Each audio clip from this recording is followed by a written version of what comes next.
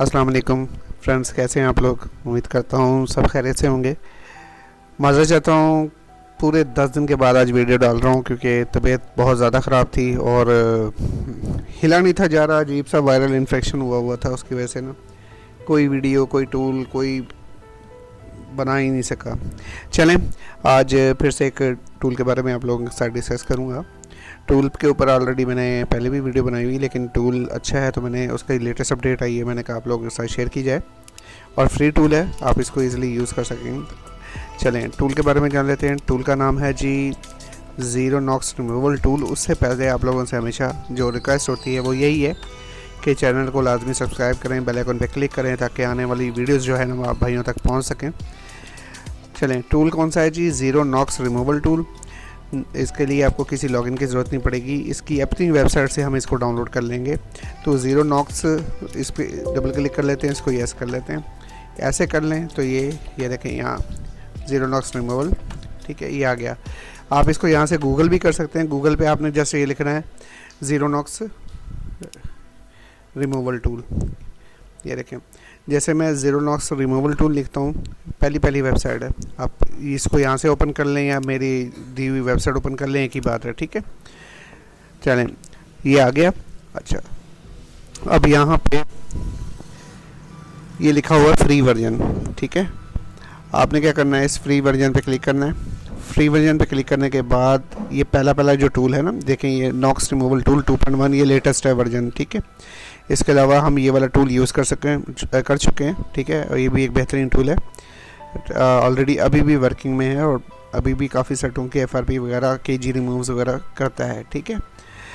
अच्छा, हम इसको डाउनलोड करना है हमें, तो हम इस पर क्लिक कर देते हैं, ठीक है। इसका एक अलग जो पेज है ना वो ओपन हो जाएगा।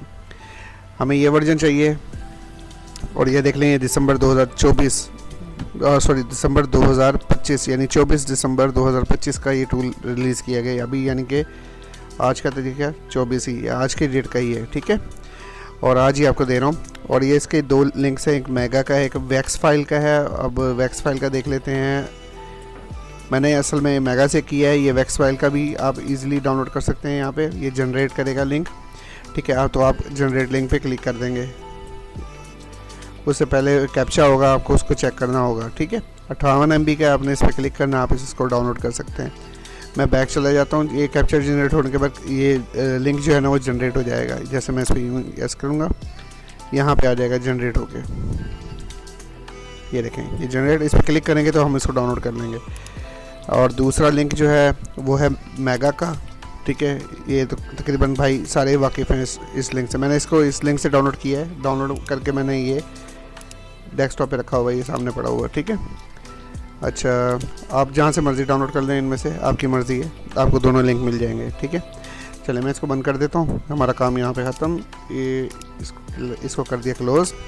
अच्छा, अब ये है, इसका सेटअप इंस्टॉल करने से पहले हम एंटीवायरस को ना डिसेबल रखेंगे और इसको ओपन कर लेते हैं और इसको डबल क्लिक करके इंस्टॉल कर लेते हैं। इतना बड़ा सॉफ्टवेयर नहीं है, इसलिए मैंने इसको डायरेक्ट ही सेटअप इंस्टॉल करने पे लगा दिया। ये रन करनी में नेक्स्ट कर लेंगे, यस करेंगे, क्रिएट आइकॉन बना दे जी, बिल्कुल, और इंस्टॉल कर लेंगे। चलें, अब कुछ नहीं करना है, आप लोगों ने आराम से सुकून से बैठें और इसको यूज़ करें, इसके मज़े लें सॉफ्टवेयर के, बहुत ज़बरदस्त है।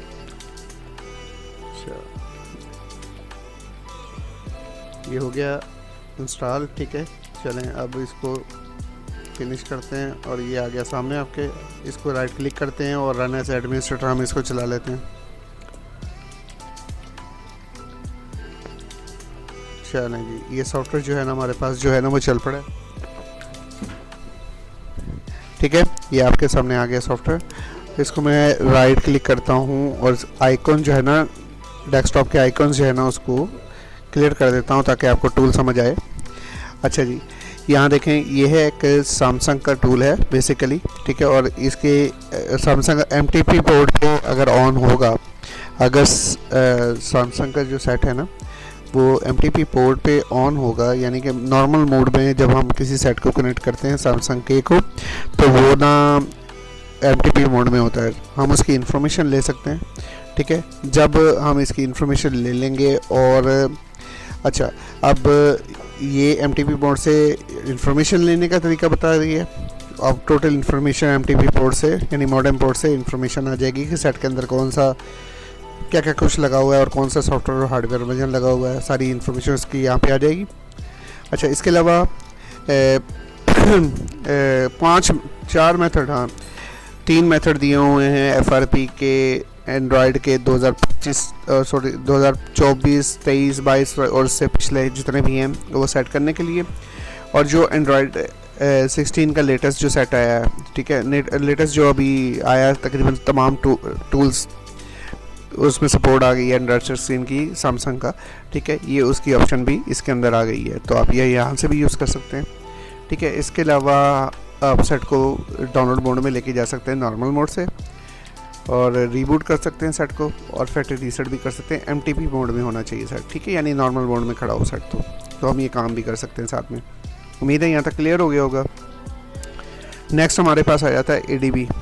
अब एडीबी ये फंक्शन जो है, आप इस एडीबी फंक्शन से आप तकरीबन किसी भी सेट की इन्फॉर्मेशन ले सकते हैं और किसी भी सेट का एफआरपी खोल सकते हैं, ठीक है, यहाँ तक। और चेंज सीएससी अब ये सब पे अप्लाई होती है ये नहीं मुझे पता, ठीक है। अब on off update OTA disable कर सकते हैं, अब ये नहीं पता कि ये सारे सेटों के लिए है, लेकिन अगर ये सैमसंग का बनाया हुआ है तो तकरीबन सैमसंग के लिए ये ना सैमसंग में हम इसको यूज़ कर सकते हैं, ठीक है। और सैमसंग के लिए ये रूटिंग की ऑप्शन भी इस सॉफ्टवेयर के अंदर दी हुई है। तो अब मेक रूट पे क्लिक करके हम इसको जस्ट एपी फाइल देंगे, ठीक है, ये देखें लिखा हुआ है। जस्ट हम किसी भी जो मुतलका हमारा सेट है ना उसकी सिर्फ एक एपी फाइल हम देंगे, तो उससे क्या होगा, उससे हम एपी फाइल लोड करा देंगे और उसने उसकी रूट फाइल जो है वो एक हमें बना के दे देनी है, जो हम बाद में अपने मोबाइल के ऊपर राइट करेंगे तो हमारे मोबाइल जो है ना वो सैमसंग का रूट हो जाएगा, ठीक है। और जदीद से जदीद तरीके दिन ब दिन आते जा रहे हैं और सिस्टम ओके होते जा रहे हैं, हमारे लिए इजी होता जा रहा है सारा काम। अच्छा जी, नेक्स्ट है हमारे पास फ्लैशर ओडिन का, इन्होंने दिया हुआ है इसके अंदर बिल्टन। आप सिंगल फाइल लगाना चाहे तो आप यही यूज़ कर सकते हैं। आप डायरेक्ट जिप फाइल जो है ना, ठीक है, आप वो भी लगाना चाहें तो आप वो भी लगा सकते हैं इजीली। तो आपने क्या करना है, यहाँ पे स्टार्ट करके और आपने पूरा अर्चीव जो है ना वही सिलेक्ट कर लेना है, ठीक है। अब वो सिलेक्ट कर लेंगे और ओपन करेंगे तो वो ऑटोमेटिकली फाइल्स लोड कर लेगा, सारा कुछ कर लेगा,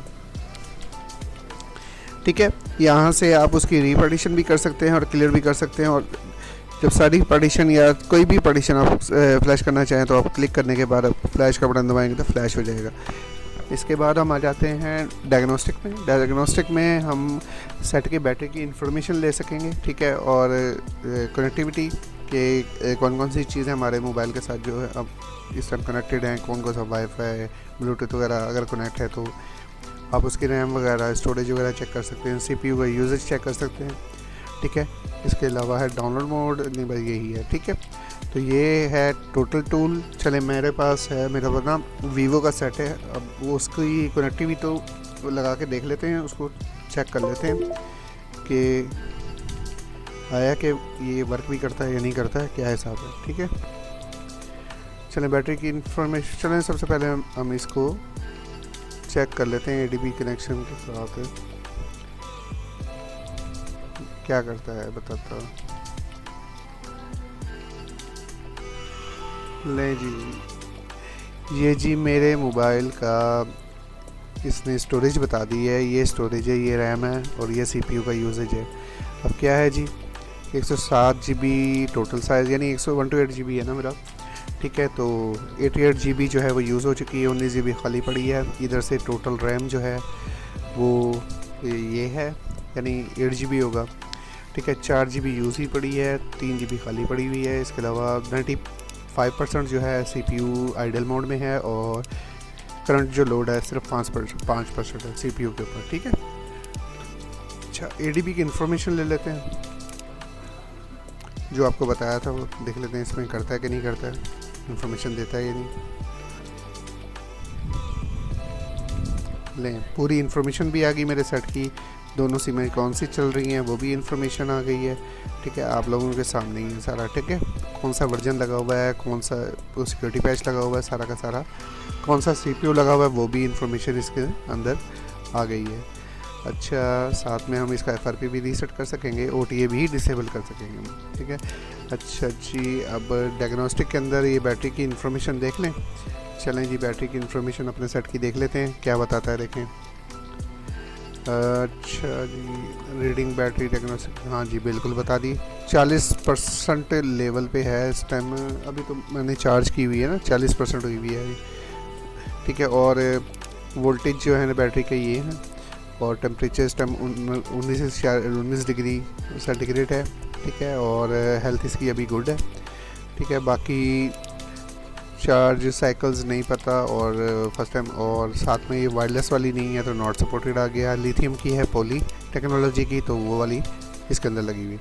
चलें, उम्मीद करता हूँ सॉफ्टवेयर का आप लोगों को अच्छा लगेगा। बेसिकली ये इन्होंने ना सैमसंग के लिए और मल्टी उसके लिए टूल बनाया मोबाइल्स के लिए, तो होप आप लोगों को ये टूल अच्छा लगेगा। और ये जो मेथड है ना, इनके ज़रिए आप इजीली अपने सैमसंग के और डिफरेंट एफआरपी जो है ना वो रिमूव कर सकेंगे। चलें, मुझे दुआ में याद रखिएगा, अपना बहुत बहुत ख्याल रखिएगा। अल्लाह हाफिज़।